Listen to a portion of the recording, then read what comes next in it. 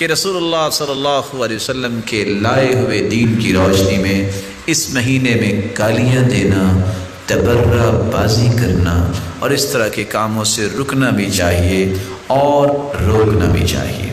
جب کوئی شخص سیدنا ابو بکر صدیق رضی اللہ تعالیٰ عنہ کو گالی دے تو آپ صرف اتنا پوچھ لیجئے، اچھا آپ کس ابو بکر کو گالی دے رہے ہیں؟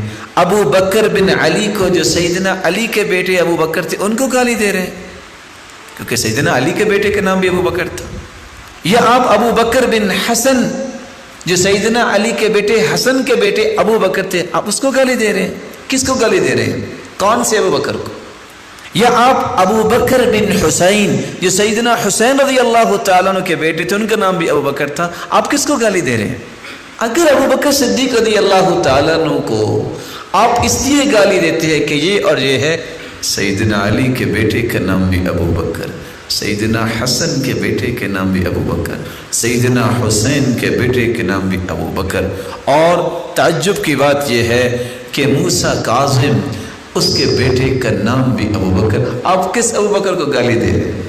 ان لوگوں نے کیوں ابو بکر کا نام اپنے بیٹوں کا رکھا؟ محبت تھی۔ اگر کوئی سیدنا عمر رضی اللہ تعالیٰ عنہ کو گالی دے، لڑائی نہ کریں، صرف پوچھ لیں، اچھا یہ بتائیے آپ سیدنا علی کے بیٹے جو عمر تھے ان کو گالی دے رہے ہیں؟ کیونکہ سیدنا علی کے بیٹے کا نام عمر بھی تھا۔ یا آپ عمر بن حسن کو گالی دے رہے ہیں، جو سیدنا حسن کے بیٹے تھے، ان کا نام بھی عمر تھا۔ آپ سیدنا حسین رضی اللہ تعالیٰ عنہ کے بیٹے جو عمر تھے، ان کو آپ گالی دے رہے ہیں۔ اور زین العابدین جو سیدنا علی کے بیٹے تھے، ان کے بیٹے کا نام بھی عمر تھا، کیا آپ ان کو گالی دے رہے ہیں؟ کس عمر کو گالی دے رہے ہیں؟ یا موسیٰ کاظم کے بیٹے عمر تھے، کیا آپ ان کو گالی دے رہے ہیں؟ کس عمر کو گالی دے رہے ہیں؟ آپ اگر سیدہ عائشہ رضی اللہ تعالیٰ عنہ کا صرف نام لے کے کہتے ہو کہ عائشہ جہنمی ہے، نعوذ باللہ من ذالک، کون سی عائشہ؟ امام جعفر صادق کی بیٹی کا نام بھی تو عائشہ تھا، کیا آپ اس کو گالی دے رہے ہیں؟ یا موسیٰ کاظم کی بیٹی کا نام بھی تو عائشہ تھا، اور علی رضا کی بیٹی کا نام بھی تو عائشہ تھا، آپ کس عائشہ کو گالی دے رہے ہیں؟ اگر سیدہ عائشہ سے نفرت ہوتی تو یہ سارے کے سارے جو صالحین اتقیاء لوگ گزرے ہیں، یہ اپنی بیٹیوں کا نام عائشہ ہی رکھتے۔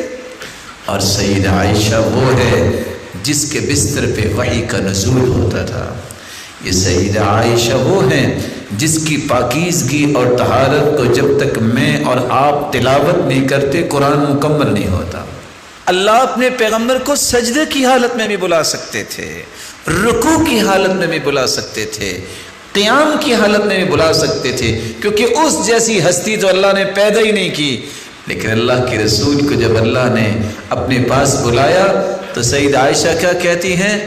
بین حاقرتی و ساکنتی، اس ہستی نے ٹیک لگائی تھی تو سیدہ عائشہ کے ساتھ ہی ٹیک لگائی تھی۔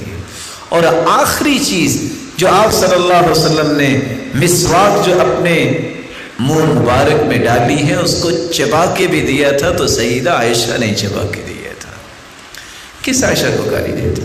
رسول اللہ صلی اللہ علیہ وسلم کا لایا ہوا دین ہمیں صحیح راستہ دیتا ہے، اور وہ حدیثیں پڑھنے سے پتہ چلتا ہے۔ اس لیے گالی دینا اس کے بارے میں بھی سمجھنا چاہیے۔ لا تسب الشیطان، شیطان کو بھی گالی نہ دو، کیونکہ شیطان کو گالی دینے سے بھی شیطان ہی خوش ہوگا۔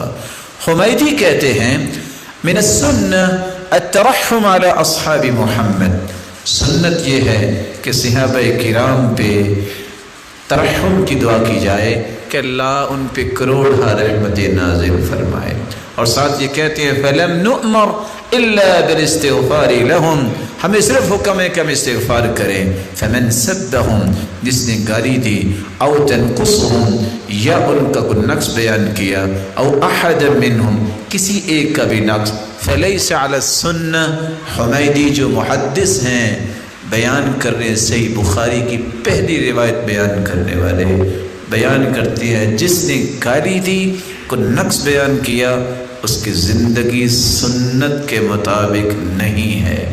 اور دوسری بات، امام احمد رحمہ اللہ تعالی کہا کرتے تھے اذا رأيت رجلا يذكر اصحاب رسول اللہ بالسوء فاتهمه على الاسلام، جو کسی صحابی کے بارے میں کوئی بری بات کہے فاتهمه على الاسلام، اس کا اسلام تہمت والا ہے، وہ اسلام ٹھیک نہیں ہے۔ اور ابو زرع رحمہ اللہ تعالی کہا کرتے تھے اذا رأيت الرجل، جس کو 7 لاکھ حدیثیں یاد تھی، اذا رأيت الرجل ينتقص احد من اصحاب رسول اللہ، اگر تم دیکھو کہ کوئی کسی صحابی کی شان میں گستاخی کر رہا ہے، فاعلم انه زندیق، تو سمجھ لینا یہ زندیق ہے۔ وذلك، کیوں؟ ان الرسول حق، کیونکہ اللہ کے رسول حق ہیں، والقرآن حق، قرآن بھی حق ہے۔ وَإِنَّمَا أَدَّى إِلَيْنَا هَذَا الْقُرْآنَ وَالسُّنَّةِ، یہ قرآن اور یہ حدیث صحابہ نے ہم تک پہنچائی ہے۔ وَالسُّنَّةِ أَصْحَابُ رَسُولِ اللَّهِ وَإِنَّمَا يُرِيدُونَ أَن يَجْرَحُوا شُهُودَنَا لِيُبْطِلُوا الْكِتَابَ وَالسُّنَّةِ، صحابہ پہ طعن کرنے والا اصل میں قرآن اور حدیث کو مٹانا چاہتا ہے، کیونکہ وہی تو گواہ ہیں، گواہی کے بغیر تو کوئی چیز ثابت نہیں ہوتی۔ ان گواہوں پہ جرا کرنا یہ حقیقت میں قرآن اور حدیث پہ جرا کرنا ہے۔ اور سرخسی نے تو کتنی بڑی بات کہہ دی، فمن طعن فیہم، جو صحابہ پہ طعن و تشنیع کرتا ہے، فہو ملحد، یہ ملحدین کا طریقہ ہے، منابذ للاسلام، یہ اسلام مخالف لوگوں کی بات ہے۔ دواؤہ السیف، اگر وہ باز نہ آئیں تو ان کا علاج تلوار ہے، ان لم یتوب، اگر وہ توبہ نہ کرے۔